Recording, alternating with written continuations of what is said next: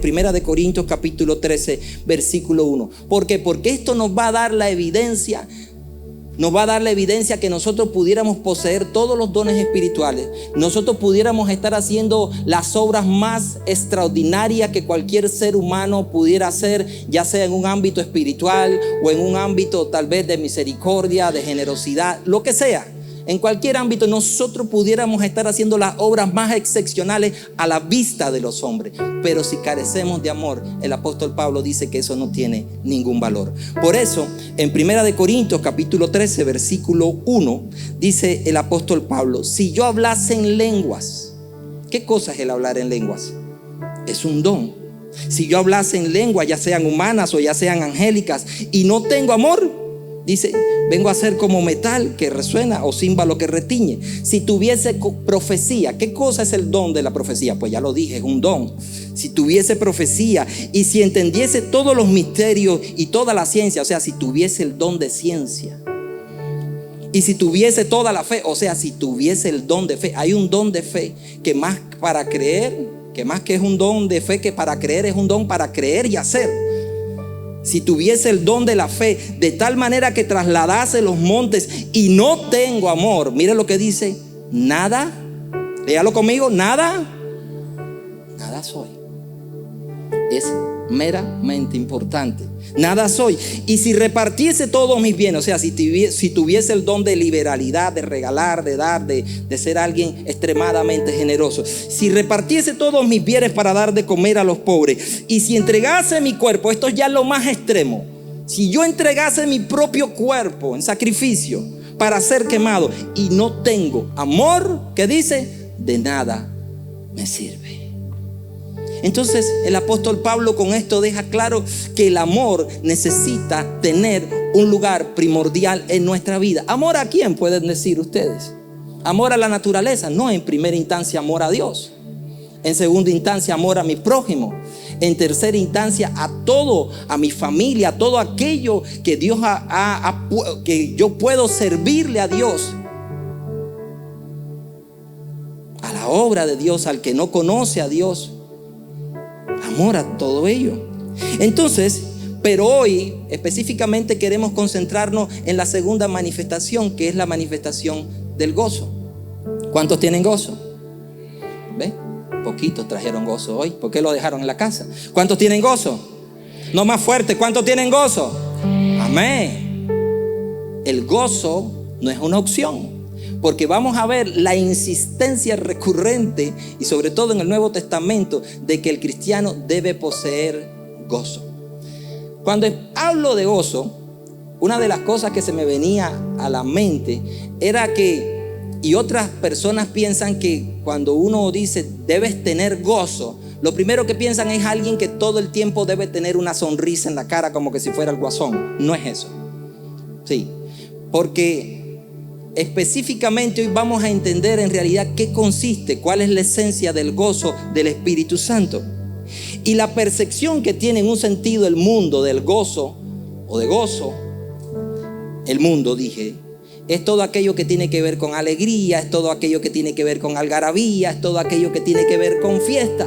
Entonces hay un concepto errado básicamente de lo que es el gozo en la percepción humana o la percepción del mundo, porque por lo general tiene la tendencia a asociarlo con cosas externas que son las que provocan una supuesta felicidad en nosotros, que también tiene un carácter temporal.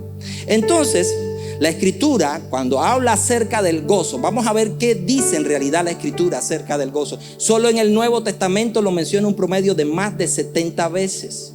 Eso significa que no solo lo menciona, sino que también en algunos momentos como que lo manda, como lo que lo demanda, que necesita ser una realidad en la vida del creyente. Y a menudo pensamos que el gozo se va a generar producto de que todas las circunstancias se van a alinear a nuestro favor, de que no vamos a estar cómodos, de que vamos a estar cómodos, de que no van a haber adversidades, dificultades, de que no van a venir las malas noticias. Y cuando comenzamos a pensar eso también, pues tenemos un concepto errado del gozo, porque el verdadero gozo no está sujeto a los agentes externos, no está sujeto a las circunstancias externas. Por otra parte, la Biblia habla que el gozo va a estar presente aún en medio de los problemas. Lo voy a volver a repetir. El gozo estará presente aún en medio de los problemas. ¿Por qué? Lo vuelvo a repetir, porque no está sujeto a circunstancias externas. Entonces eso significa que el gozo tampoco es un estado emocional. Y cuando vamos al libro de Santiago, en el capítulo 1, versículo 2, Santiago lo reafirma, que el gozo no es un estado emocional y que el gozo no está sujeto a las circunstancias externas, cuando dice: hermanos míos, tened por sumo gozo cuando os halléis en diversas pruebas. Esa palabra sumo quiere decir, fíjese que el gozo no habla de un gozo normal, habla de un sumo gozo. Y el sumo gozo, esa palabra sumo significa lo más grande, lo más supremo, el máximo gozo que puedan tener. Dice, hermanos míos, tened por sumo gozo cuando halléis en diversas pruebas. La pregunta es, ¿quién se pone extremadamente gozoso, por así decirlo, cuando está pasando tribulaciones? ¿Quién se pone extremadamente, por así decirlo, alegre cuando está pasando? Sin embargo, la Escritura, entendiendo de que el gozo no está sujeto a las circunstancias que nos rodean externamente, sino que el gozo es un estado interno, dice: hermano, ustedes necesitan estar en gozo aun cuando estén en pruebas difíciles. Aun cuando estén en pruebas difíciles. Ahora, cuando describe Pablo, vamos a verlo un poquito más detallado, y para poder entenderlo quiero que le preste atención a este punto.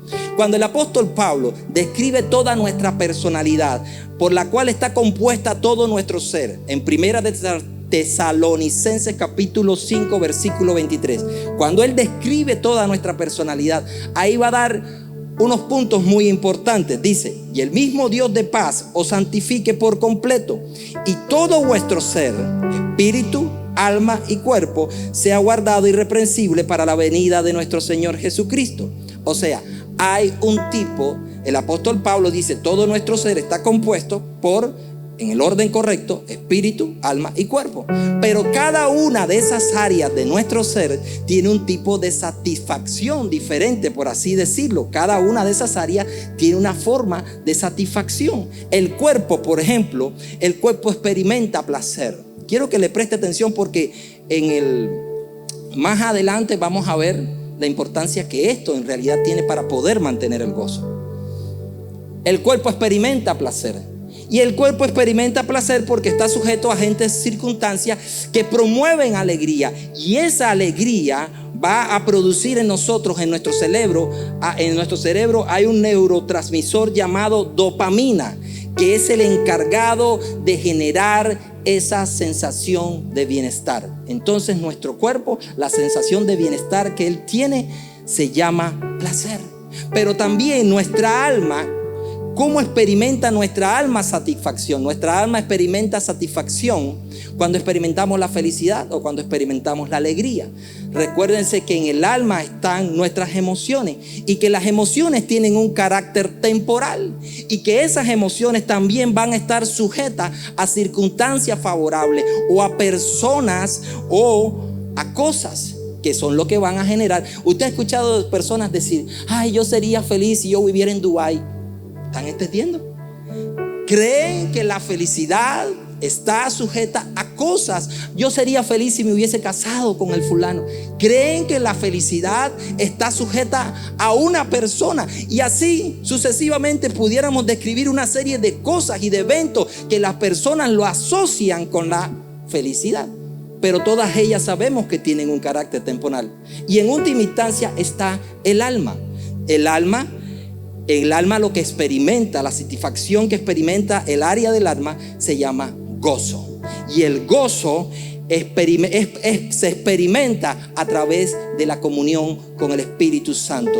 Y ese tiene un carácter permanente en nosotros. Entonces, cuando entendemos que el gozo tiene un carácter permanente en nosotros porque se produce por causa de la comunión con el Espíritu Santo, entonces entendemos por qué el apóstol Pablo dice en Santiago, en la epístola a Santiago dice: hermanos, ustedes necesitan tener sumo gozo aun cuando se encuentren en diversas pruebas. ¿Por qué? Porque el gozo que está en nosotros tiene un carácter permanente y se genera, se produce por causa de nuestra relación con el Espíritu Santo. Entonces, hasta ese punto hay algunas preguntas que nosotros necesitamos hacernos acerca del gozo. Número 1, ¿de dónde viene y cómo se genera? Número 2, ¿cuál sería o cuál es la fuente de gozo? Y número 3, ¿cómo podemos hacer para que ese gozo permanezca de manera continua en nosotros?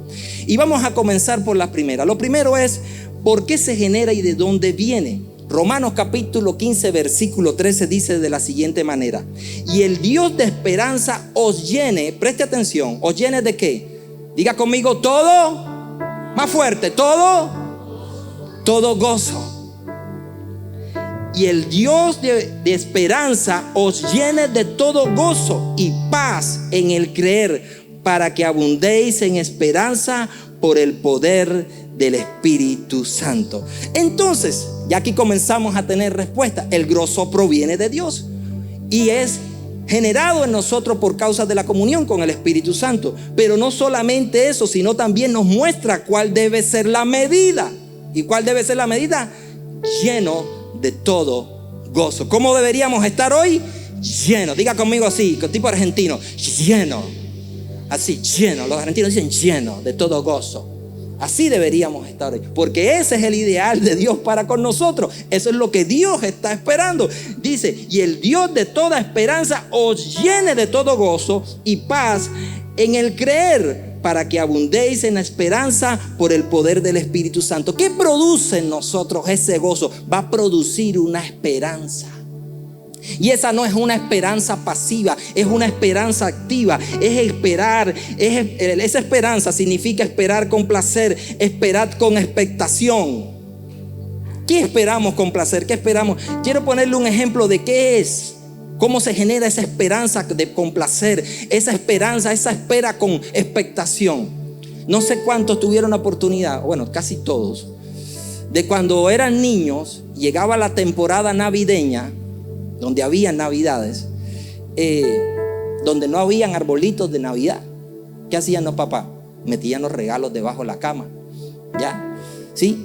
Metían los regalos debajo. Y cuando se acercaba esa temporada navideña, se comenzaba como que a generar una expectación. ¿Cuántos saben de lo que estoy hablando? Porque estaba la emoción de que nos iban a regalar algo. O tal vez cuando se acercaba el día del cumpleaños hacían el mismo método, metían el regalo debajo de la cama para que cuando uno se despertara el día del cumpleaños encontrara el regalo debajo de la cama, y uno estaba esperando que llegara el día de su cumpleaños expectante.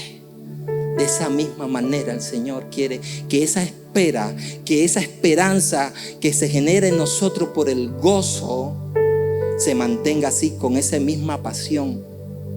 Que cada día nosotros podamos tener esperanza. ¿Qué vamos a esperar con gozo? ¿Qué vamos a esperar con gozo? Vamos a esperar con gozo el cumplimiento de sus palabras. Vamos a esperar con gozo el cumplimiento de sus promesas. Vamos a esperar con gozo entender y saber que nosotros estamos en las manos de Dios y que el Señor va a cumplir cada cosa que dijo que haría con nosotros. ¿Cuántos dicen amén? Esa es la esperanza, ese es el gozo que debemos mantenernos con ese gozo y de esa esperanza. Ahora, ¿qué produce también el gozo? La comunión con Dios. La comunión con Dios va a generar, va a producir gozo. O sea, una persona que carece de comunión con Dios, uno de los efectos colaterales que va a producir es que va a perder el gozo, y que también usted lo va a ver manifestado en su personalidad. Va a ver cómo se va a comenzar como que a amargar, va a comenzar a tomar cara de estropajo viejo, y se va a poner así como naranja agria, y de repente se va a comenzar a poner un poco como que molesto, porque cuando pierde su comunión con Dios también comienza a perder ese gozo interno. Entonces, el Salmo capítulo 16 versículo 11 dice: me mostrará la senda de la vida en tu presencia. ¿Dónde? En tu presencia hay plenitud de gozo. ¿Dónde encontramos la plenitud de gozo? En su presencia. Esa palabra plenitud significa sensación de estar completamente saciado. Lo voy a volver a repetir. La palabra plenitud significa sensación de estar completamente saciado. Entonces, aquí vemos que la Escritura coincide en algo. En primera instancia nos dice que necesitamos ser llenos del Espíritu Santo, que Dios quiere llenarnos del Espíritu Santo. Pero en otra parte, aquí en el Salmo, nos dice que en su presencia nosotros vamos a experimentar la plenitud de gozo, que significa que estaremos completamente saciados de Él. ¿Cuántos quieren eso en su vida? Por eso es que estamos aquí, por eso es que venimos a su presencia, porque es en su presencia donde hay, ¿qué cosa? Plenitud de gozo. Y ese gozo no está asociado a agentes externos, está asociado ¿a qué?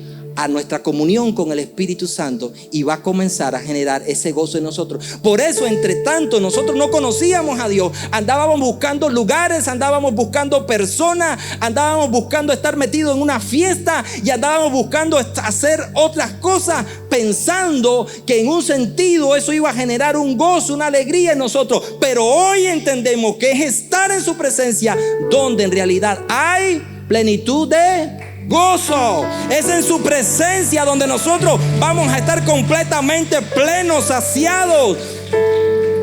Y cuando entendemos eso, entonces nosotros necesitamos aprender a valorar estar más en su presencia.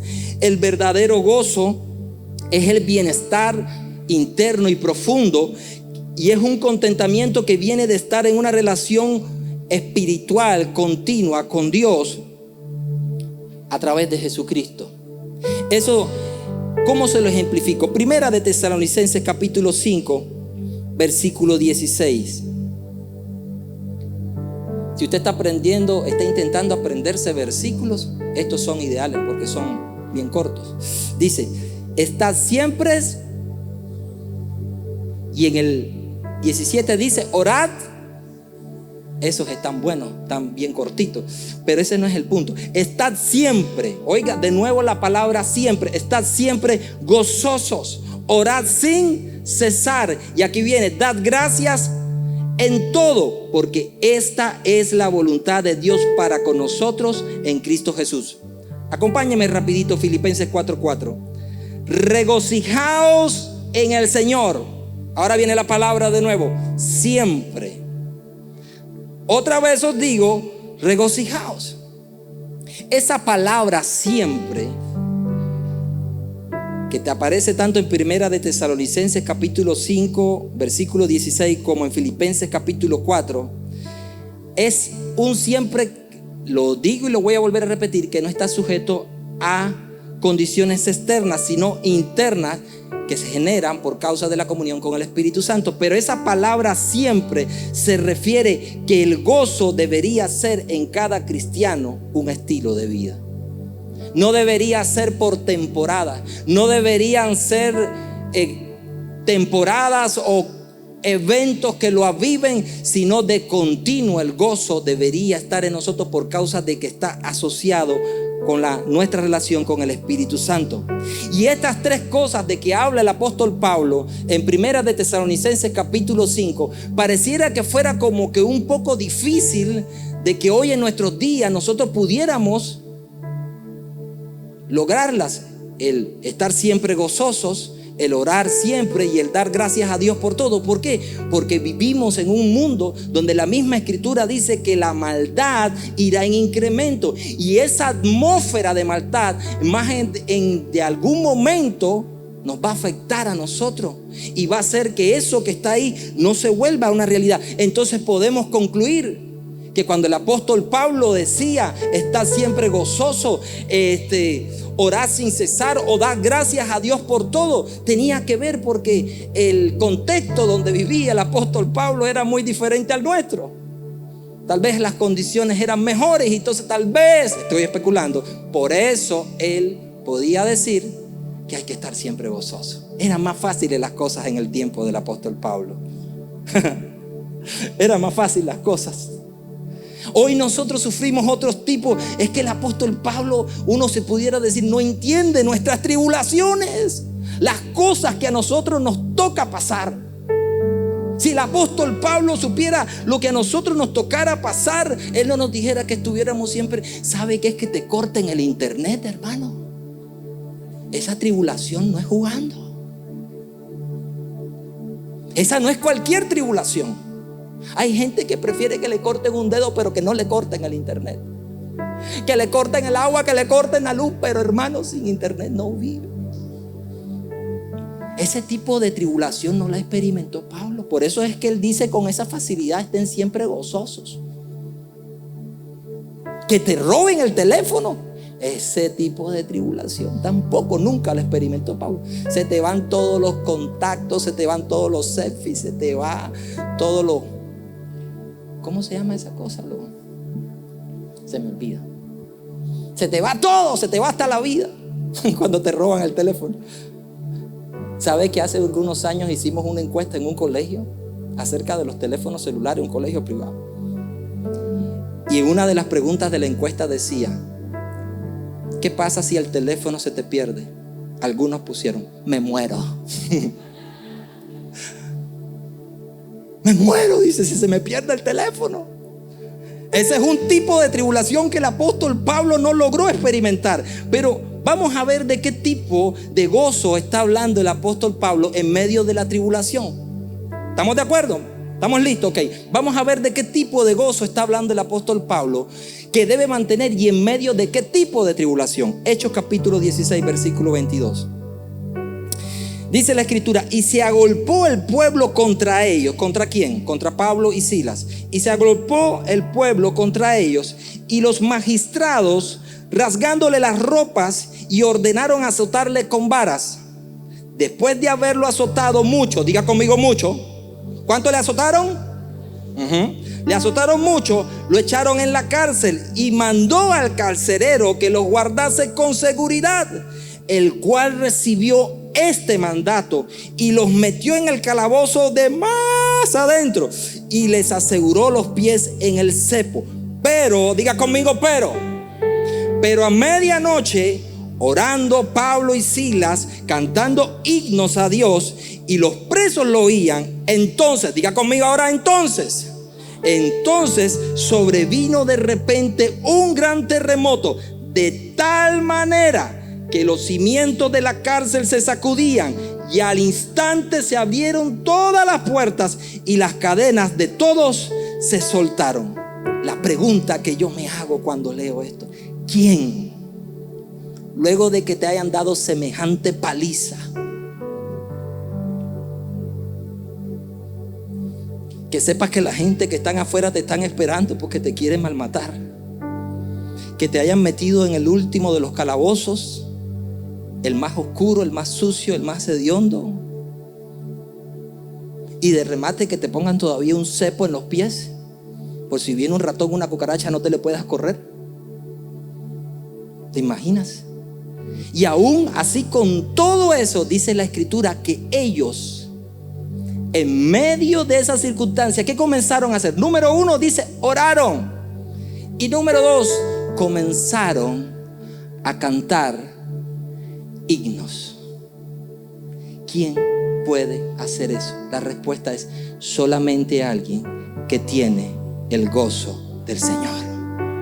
Porque el gozo del Señor no está sujeto a agentes externos. El gozo del Señor es algo que está interno. Es una posesión que es mía. Nadie me lo puede quitar. Me pueden afectar mi felicidad, me pueden afectar mi alegría, pero no pueden afectar el gozo del Señor, porque eso es algo que está dentro de mí por causa de mi comunión con el Espíritu Santo.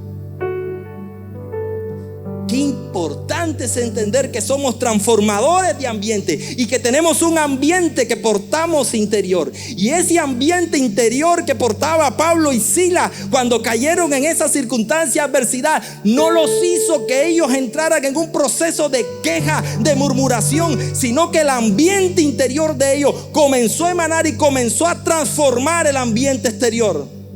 Tanto así que necesitamos entender que cuando las circunstancias adversas vienen a nuestra vida y entendemos que el gozo del Señor es nuestra fortaleza, y nosotros comenzamos a sacar fuerzas de la debilidad y comenzamos a adorar a Dios, entonces es que vamos a comenzar a ver lo de repente de Dios. Entonces es cuando vamos a ver que los cimientos se van a comenzar a estremecer, que se va a soltar lo que se tenga que soltar, que va a temblar lo que tenga que temblar y que va a pasar lo que tenga que pasar, porque nosotros, en esa convicción de mantenernos firmes en ese gozo, vamos a provocar que lo sobrenatural de Dios se manifieste en los lugares donde estamos.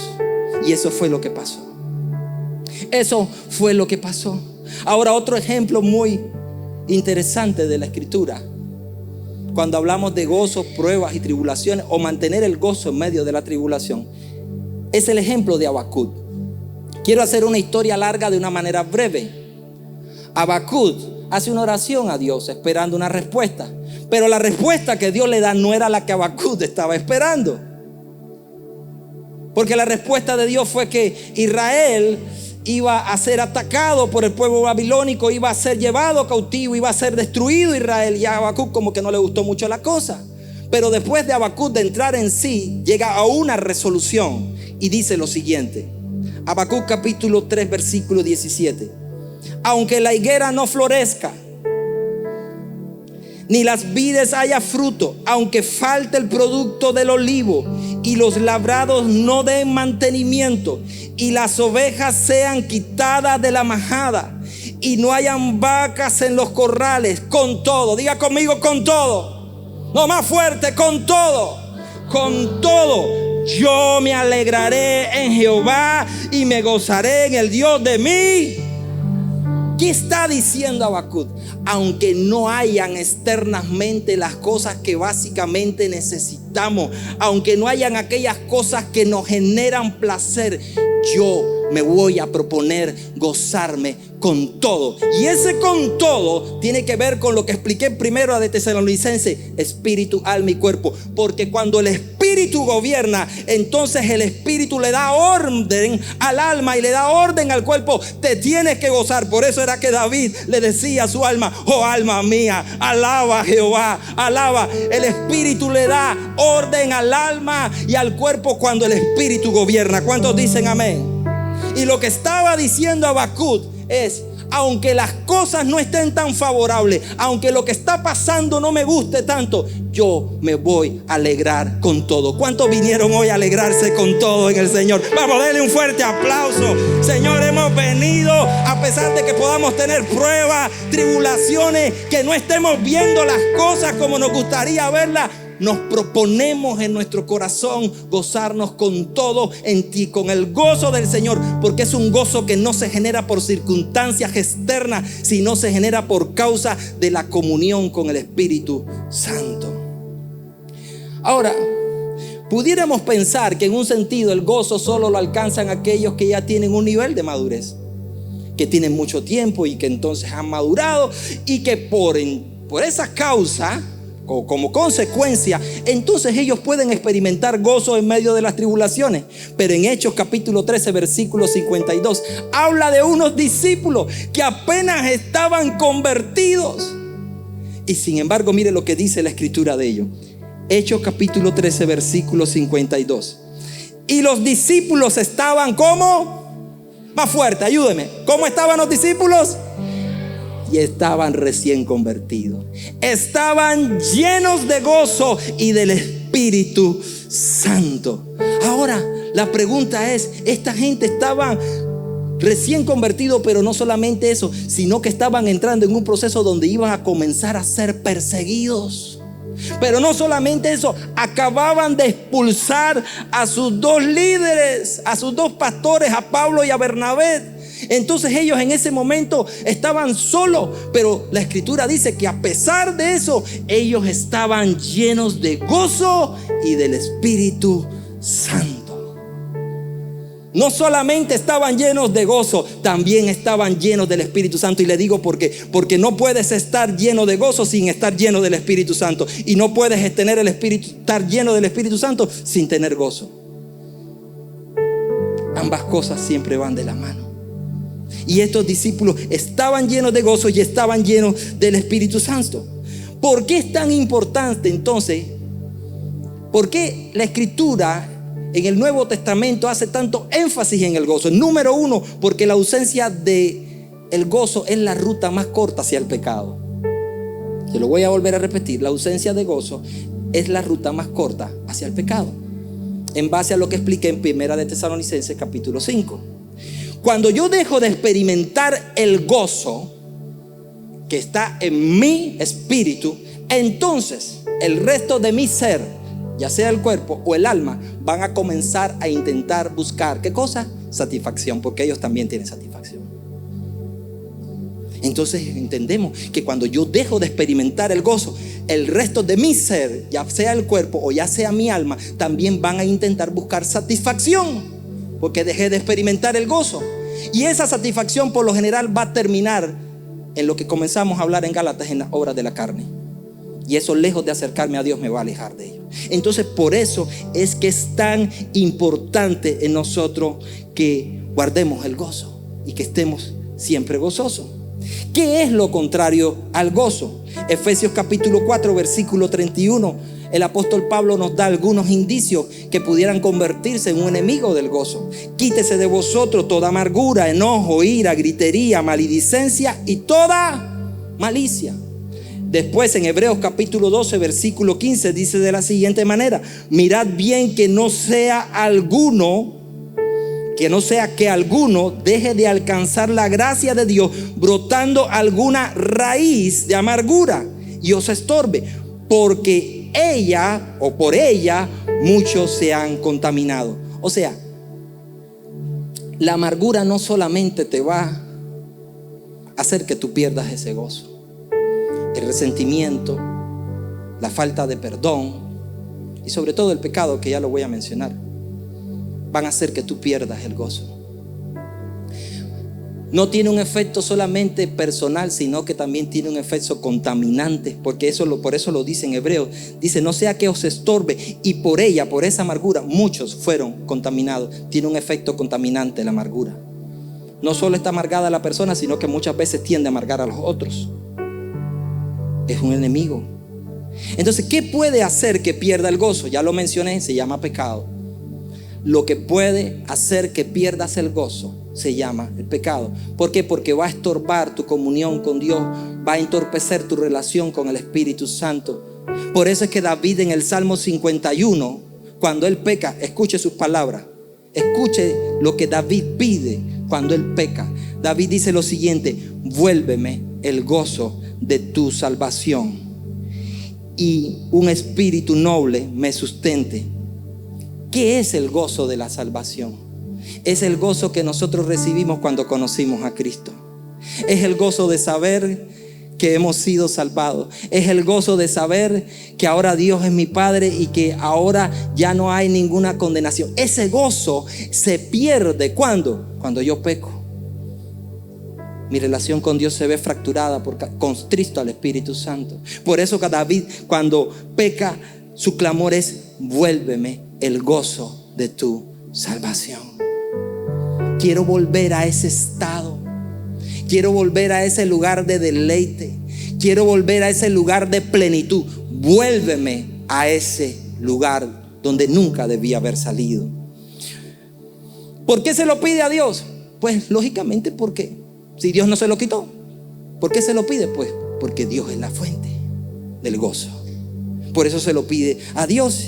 Entonces el pecado puede hacer que pierdas el gozo, y las personas y las circunstancias y las malas noticias pueden hacer que pierdas la alegría y que pierdas la alegría y la satisfacción que tiene un carácter temporal, la felicidad. Pero el gozo no va a hacer que lo pierda, porque el gozo es una posición.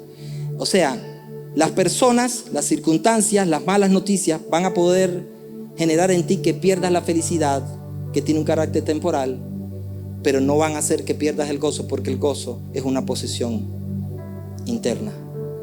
Entonces, ¿qué significa?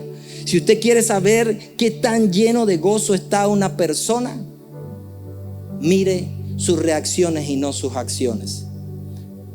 Te lo voy a volver a repetir. Si usted, ¿cómo poder saber qué tan lleno de gozo estará? No mire sus acciones, sino sus reacciones. O sea, se los voy a poner un ejemplo. ¿Cómo reacciona usted un día domingo que va a un centro comercial y son las 12 o la 1 del mediodía y todo el parqueo está lleno y anda usted con su familia en el carro, todo el mundo muriéndose de hambre y hay un único y exclusivo parqueo vacío, y en el momento que usted se va a poner, viene un rápido y furioso y de repente se le mete? ¿Qué es lo que va a salir? El gozo. ¿Verdad que sí? ¿Cómo le cae que usted lleve 2 horas en el semáforo, por ser exagerado? Bueno, 35 minutos esperando que te pongan la luz porque son de esos semáforos que solo permite que pasen 2 carros. Y usted está ahí obedientemente, como todo un buen ciudadano, pacientemente, como todo un buen cristiano, esperando que llegue su turno de luz. Ya lleva 35 minutos en el semáforo esperando su luz. Y cuando usted está a punto de pasar el semáforo, vienen como 2 y se le meten adelante. ¿Cómo es su reacción? ¿Cómo reacciona? Por eso le digo, si usted quiere saber qué tan lleno de gozo está una persona, no mire sus acciones. ¿Por qué? Porque nuestras acciones las podemos programar para intentar impresionar a las personas, pero las reacciones lo que van a manifestar es en realidad qué tan lleno de gozo estamos. Y cuando yo miraba eso, yo dije, wow, yo tengo que hacer algunos ajustes, porque no vengo aquí en una actitud de señalamiento o de creer que ya lo alcancé todo, porque cada manifestación de cada fruto, cada vez que estoy estudiando esto, siento que todavía me falta mucho. Y yo siento que también la iglesia va a entrar en un mayor nivel de exactitud, de querer alcanzar todas las manifestaciones del fruto del Espíritu Santo. Eso va a traer en tu vida un crecimiento espiritual muy grande, pero también te va a prevenir, te va a proteger, va a hacer que te mantengas en la vida del Espíritu. Eso va a hacer que te mantengas alejado de todo pecado y que puedas tener un mayor entendimiento de lo que puede generar la persona del Espíritu Santo en nosotros. Entonces, ¿por qué es necesario el gozo? Lo voy a volver a repetir. ¿Por qué es necesario el gozo? O es más, pregúnteme por qué. Porque el gozo del Señor es tu fortaleza. Porque el gozo del Señor es mi fortaleza. Entonces es por eso que es necesario el gozo del Señor. Y esta expresión pareciera que sale de un libro de Salmos o de Proverbios, porque se mira muy poética.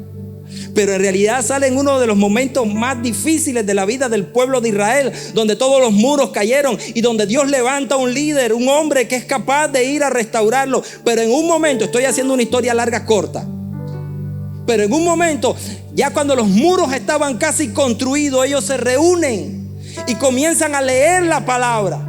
Y la palabra comienza a generar constricción en ellos por causa de todo lo que habían pasado, por todo lo que habían hecho. El Espíritu Santo los comienza a redarguir y los comienza a hacer ver el error que habían cometido. Ellos comienzan a llorar y comienzan a entristecerse. Y esta es la expresión de Nehemías. Nehemías 8, versículo 10. Luego les dijo: id y comed grosura, bebed vino dulce, enviad porciones a los que no tienen nada preparado, porque día santo es a nuestro Señor. No os entristezcáis, porque el gozo de Jehová es vuestra fortaleza. Ya ellos habían construido los muros, pero ¿sabe qué entendieron aquí? Nuestro mayor tesoro, nuestro mayor baluarte, nuestra mayor defensa, no son muros externos, son los muros internos que nosotros tenemos cuando tenemos gozo. Esa es nuestra mayor fortaleza.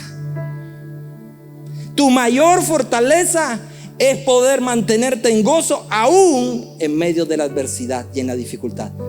Fíjese que cuando los israelitas llegan a Jericó, aún los muros físicos estaban en pie. Aún los muros físicos estaban en pie. Pero cuando los espías entran adentro, ¿qué les dijeron? ¿Qué les dijo?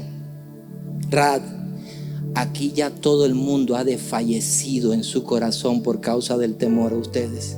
los muros internos de ellos ya todos se habían caído. Que se cayeran los físicos que estaban afuera solo era cuestión de tiempo.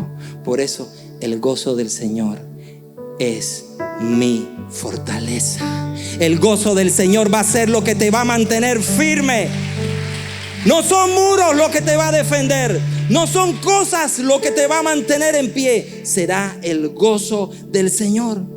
El gozo del Señor viene como resultado de haberle entregado nuestro corazón a Cristo. Viene como resultado. Juan capítulo 15, versículo 11. Jesús les dice a sus discípulos: estas cosas os he hablado para que mi gozo esté en vosotros y vuestro gozo sea cumplido. ¿Qué cosas le había hablado Jesús? Le había hablado de que Él era la vid verdadera. Le había hablado de que ellos eran el pámpano. Le había hablado de que ellos lejos de Él nada podían hacer. Le habían hablado de que si ellos permanecían en su palabra y ellos permanecían en Él, podían pedir todo lo que quiera porque el Padre los haría. Les había hablado que en esto sería glorificado el Padre, en que dieran mucho fruto y que así demostraran de esa manera que realmente eran sus discípulos. Por eso dice: todo esto se los he dicho para que mi gozo esté en ustedes. El gozo viene como una respuesta. El gozo viene como una respuesta de la comunión con el Espíritu Santo, pero también en primera instancia de haber conocido a Cristo. Porque es hasta que le entregamos nuestro corazón a Cristo que el Espíritu Santo viene a nosotros, y entonces comienza el proceso de la manifestación del fruto del Espíritu Santo. La experiencia que más debería nosotros manifestarse posteriormente de la salvación debería ser el gozo. Debería ser el gozo. ¿Por qué? Porque debería producir en nosotros deleite, saber de que Dios nos sacó de las tinieblas y nos llevó a su reino, saber que nosotros tenemos vida eterna, saber de que nos salvó de la condenación eterna. Eso debería, saber de que hoy mi vida no está en mis manos, sino que está en las manos de Dios. Eso debería generar gozo. El entender y saber de que hoy mi vida no está en mis manos, que hoy mi destino no lo estoy guiando yo, que mi destino está en las manos de Dios, que el Señor me libró de mi vana manera de vivir, que me salvó, me santificó, me adoptó, me redimió, me hizo su hijo. Eso debería generar en mi gozo.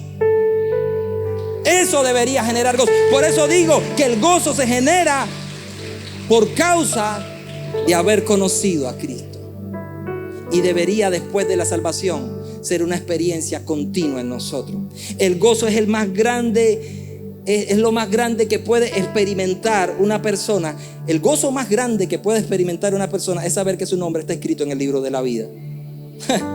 Los discípulos vienen, Jesús manda 70 de 2 en 2, y los 70 van con toda la unción porque Jesús le dice: vayan y sanen, donde lleguen, si hay enfermos, ustedes los sanan.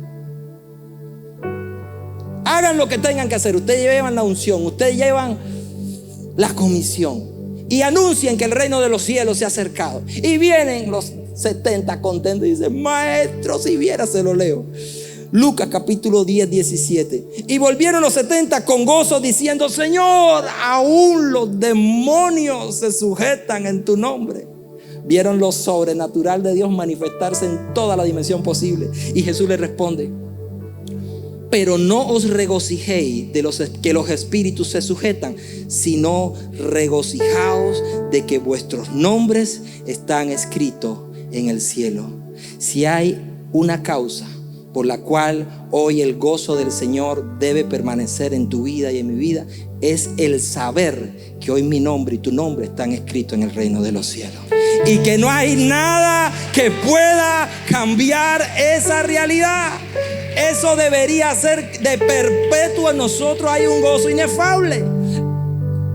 Entonces, si viniste en esta noche, tal vez con miles de problemas, con miles de circunstancias que pudieran estarte abrumando, hacerte sentir mal, que en un sentido pareciera que tu vida no tuviera propósito, y sientes que como que te están estrechando, y que sientes que en algún momento has sentido el pensamiento de decir: mejor no hubiese nacido.